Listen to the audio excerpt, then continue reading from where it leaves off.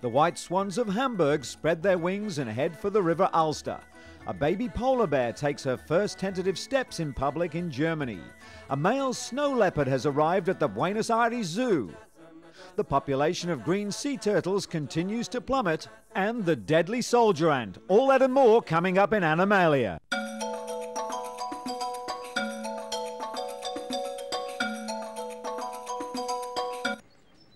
These white swans in the German port city of Hamburg enjoy a very special status. They're not only protected, they also have their very own keeper, who each year guides the graceful birds out of their winter quarters into the open waters of the River Alster. It's a spectacular sight and always a popular occasion for the city's younger population, who would rarely see such numbers of swans grouped together in one place.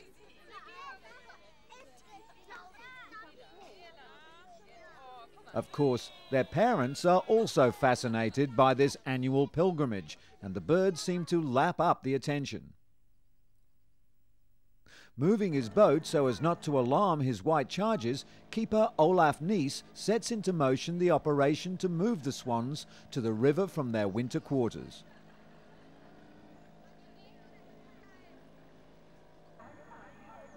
And here they come.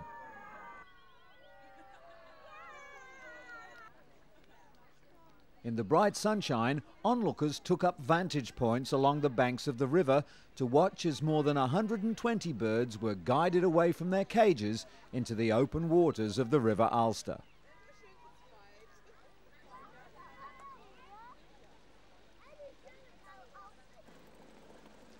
The swans on the Alster have had their place in Hamburg for centuries. In 1664, the city council gave the swans special protection. Since then, it's been forbidden to injure or kill the birds.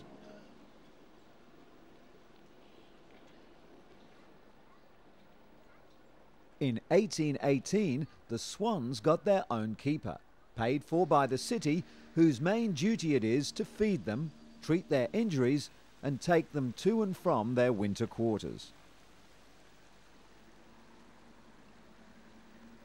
Olaf Nies, who successfully conducted the operation, was proud of his feathered friends, who, he said, cooperated perfectly and caused no problems. Elsewhere in Hamburg, a baby polar bear has taken her first shy steps in public. Victoria, who was born in Hamburg Zoo, was initially kept out of the public eye. But eventually, she made her first tentative steps in the open-air pen, much to the delight of school children and other visitors.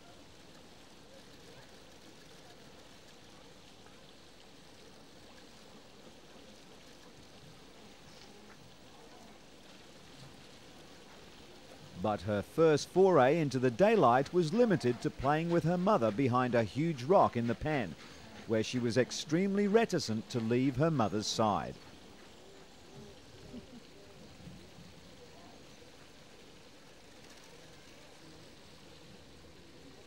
The baby bear is about the size of a German shepherd dog and weighs around 15 kilograms.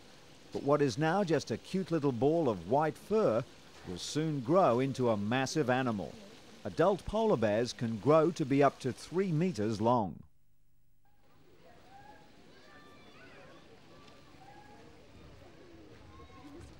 Zoo officials say they're doing their best to simulate conditions to that of a polar bear's natural habitat. The baby bear was born in a cave, and they hope this will allow Victoria to develop as normally as she would if she was out in the wild. I wonder if Mama Bear agrees. But it's a lack of maternal love that concerns the carers at the Jaldapara Rescue Centre in the West Bengal region of India. Here, young leopard cubs are receiving extra special care before they're released into the wild. Most of these cubs have been separated from their mothers and have had trouble adjusting to life in the forest environment. At the rescue centre, the young leopards are trained to be reintroduced to their natural habitat. Most of the cubs brought to the centre are newborns, found by villagers working in the surrounding tea gardens. One of the most important lessons for the cubs is teaching them to hunt. It can be a slow process. Initially, the staff at the rescue centre begin by feeding the cubs milk. Then, gradually, they're introduced to meat. The centre has been reasonably successful with its rehabilitation program, but there are leopards that return to the sanctuary for food rather than staying out in the jungle to hunt their own. But no jungle for this leopard, who's found himself in Argentina. For the first time ever, a rare snow leopard has taken up residence at the Buenos Aires Zoo. He's there as part of a permanent exchange program with the Canadian Zoo. The snow leopard, which is in danger of extinction, is the only one in South America. According to zoo officials, after the male leopard has had a few months to adapt to his new home, a female will be brought to the zoo to mate with the male. The ultimate aim of the program is to preserve the species and begin to interchange examples among different zoos, so as not to mix blood within the zoos. Snow leopards have been categorized as an endangered species by the World Conservation Union since 1972. They're protected by the Convention on International Trade in Endangered Species of Wild Fauna and Flora, according to the International Snow Leopard Trust. The lifespan of a snow leopard in the wild is estimated to be 10 to 12 years. But according to the Trust, along with natural dangers, the animal faces serious threats brought on by humans such as poaching, loss of prey and loss of habitat. An estimated 3,500 to 7,000 remain in the wild, while some 600 to 700 live in zoos around the world. The leopards live in the mountains of Central Asia in countries such as Afghanistan, China, India, Nepal, Pakistan and Russia.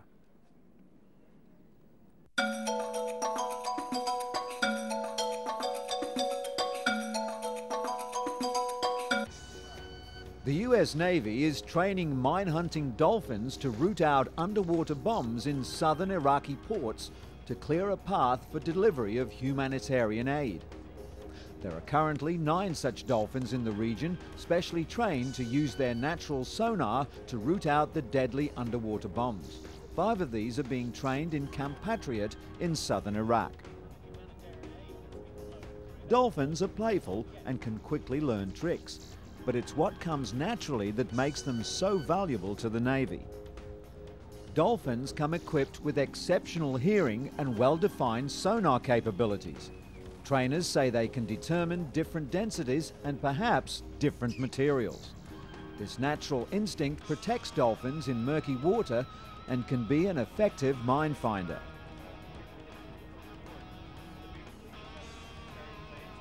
And the trainers say the dolphins enjoy the work they're doing because it's like playtime for them. But is it dangerous for these marine minesweepers? Well, according to the soldiers, the work is no more dangerous than it is for the soldiers themselves. Because they're working alongside the dolphins, the trainers are not going to put them intentionally in any harm's way. Trainers say some dolphins can learn up to 50 behaviors, and that in almost all cases, these tricks are actually extensions of natural activities.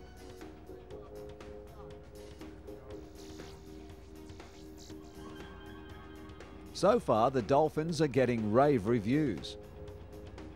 Divers have been clearing mines from the waters in southern Iraq to clear a path for humanitarian aid. So far, they've largely cleared a 365-metre wide path along the 65-kilometre-long channel from the Persian Gulf to the strategic southern port of Qasr.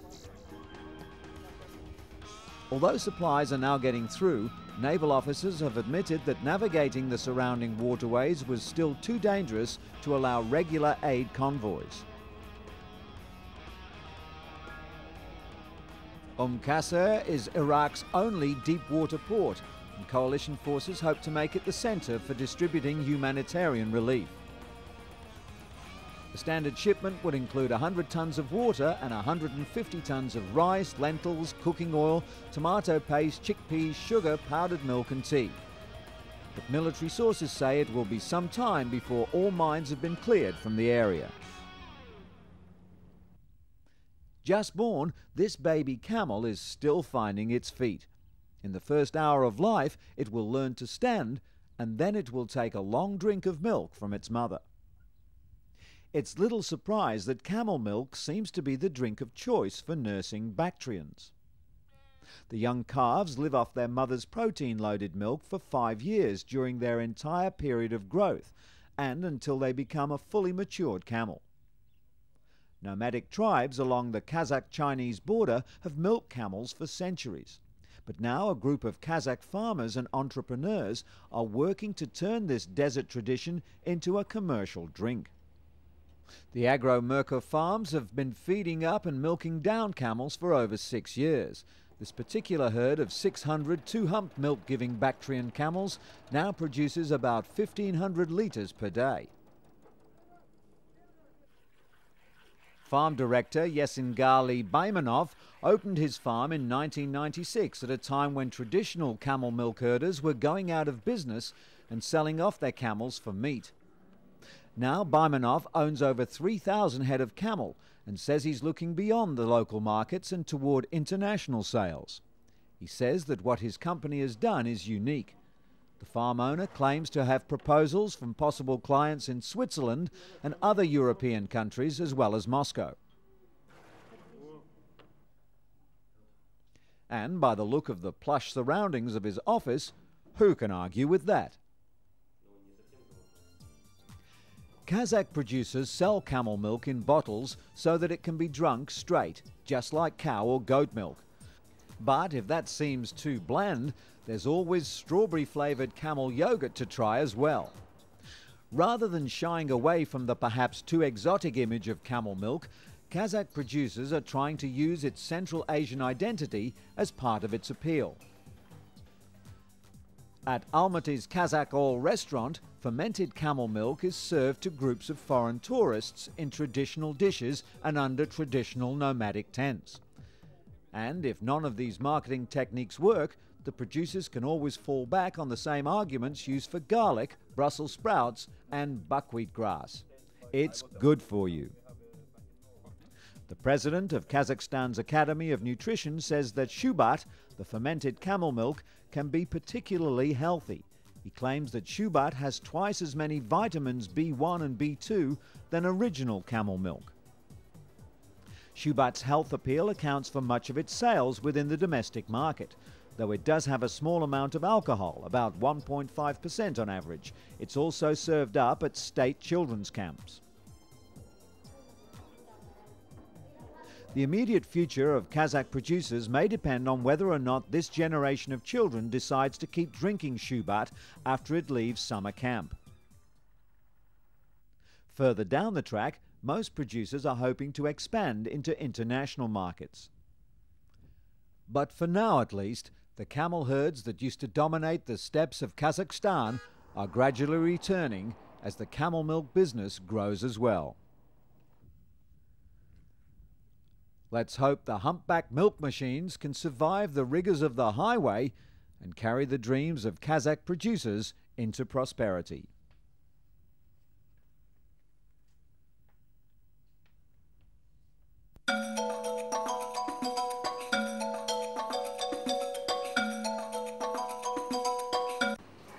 A new campaign has been launched in Bangkok, hoping to throw a lifeline to the city's sick dogs. A local organisation has begun a search for jumbo-sized pooches to contribute to a much-needed blood bank.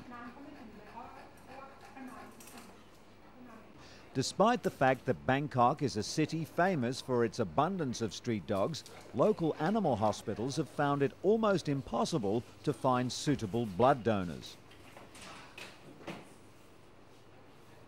As a result, many dogs have been dying on surgery tables simply because of empty blood banks. In order to qualify for a donation, a dog must weigh over 30 kilograms, rare for Thailand's local breeds.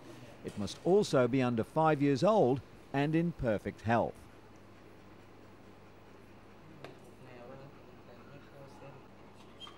A local organisation has risen to the challenge and launched a campaign to encourage owners of large breeds to bring them forward as donors.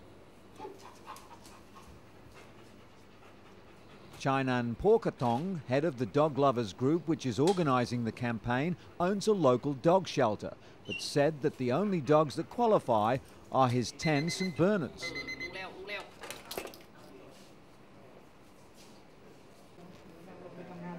Realising the problems faced by animal hospitals in need of blood, Chainan decided to set up a campaign offering a pick-up and delivery service to owners willing to let their dogs become donors.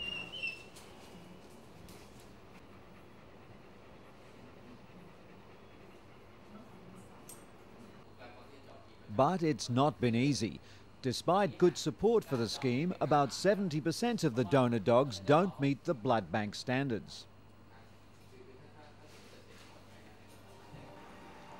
At Bangkok's veterinary teaching hospital, blood banks are still more than half empty, while its surgeries are full of dogs needing treatment. But Chainan is confident that the campaign will be a success in the long run. Since its launch, over 100 suitable donors have been found, but he hopes that in the future that number will at least double.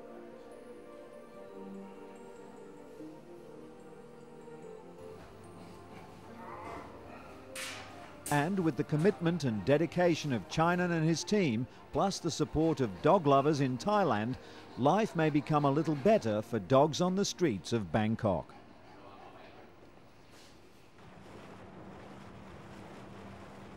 Just off Nicaragua's Atlantic coast, beneath the tranquil ocean waters, endangered sea turtles struggle for life. The enemy? Poverty-stricken fishermen desperate for food. Although the animal is nearing extinction, harvesting green sea turtles for their inexpensive yet sweet meat has become an industry among poor Nicaraguan fishermen living at bluefields on the country's eastern shore. Experts estimate that close to 11,000 green sea turtles on the Nicaraguan coast are killed each year. According to the Office of Protected Resources of the Washington, D.C.-based National Oceanic and Atmospheric Administration, known as the NOAA, the total population estimates for the green turtle are unavailable. However, the research organisation's website reported that the green sea turtle was listed as endangered as early as July 1978. The greatest cause for decline in green turtle population is commercial harvesting for eggs and food, according to the NOAA. However, the reality is that local fishermen are more concerned with the welfare of their families. They say that if they don't capture the animal, their children will die of hunger. And they're prepared to travel 200 kilometres to find a market for the turtle meat. Turtle meat, they say, is by far the least expensive source of protein and nutrients in the region. The Nicaraguan government instituted a ban on turtle harvesting early in 2003, but according to government officials, monitoring the hunters is difficult. The National Police recently conducted raids in bluefields where they turned up the carcasses of at least 120 green turtles that had been illegally hunted.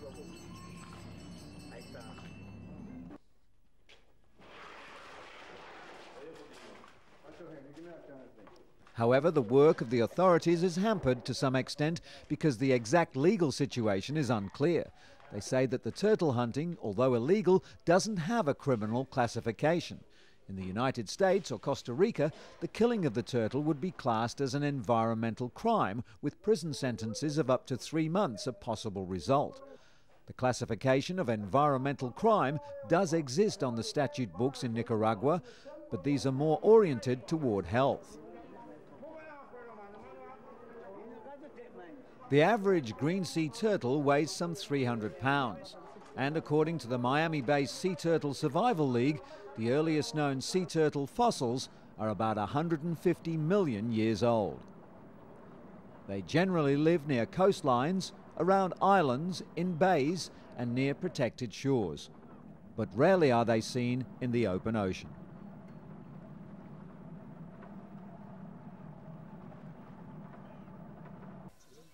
quiet day in Bastar, a village in India's eastern Chhattisgarh state. Perhaps a day to go hunting in the forest for some delicacy for the dining table. However, in this region, it's not uncommon to stumble upon a column of soldier ants on the march, and for most people, that would be a cause for some considerable alarm. But not so for the tribes of Bastar.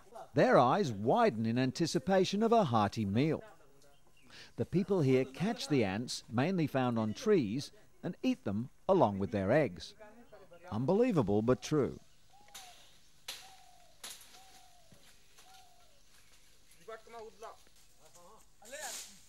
Members of the Munda tribe relish eating the ants live or roasted, and they'll go to any lengths to capture the little gourmet treats.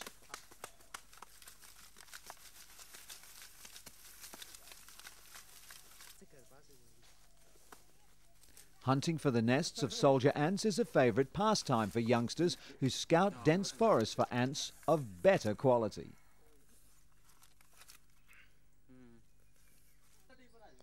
Haw, as the ants are called in the local dialect, are eaten by everyone, toddlers included.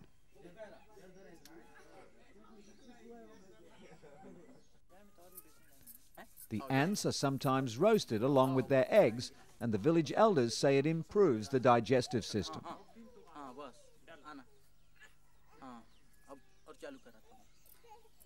Long-held traditions govern the preparation of the ants for a unique dining experience.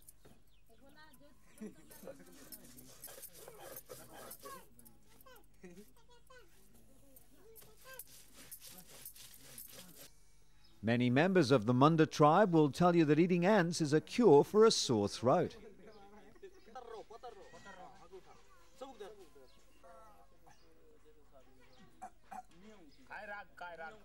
And perhaps a bottle of the local brew to wash the ants down helps as well. Some shops in a nearby village even stock soldier ants, and they're very much in demand.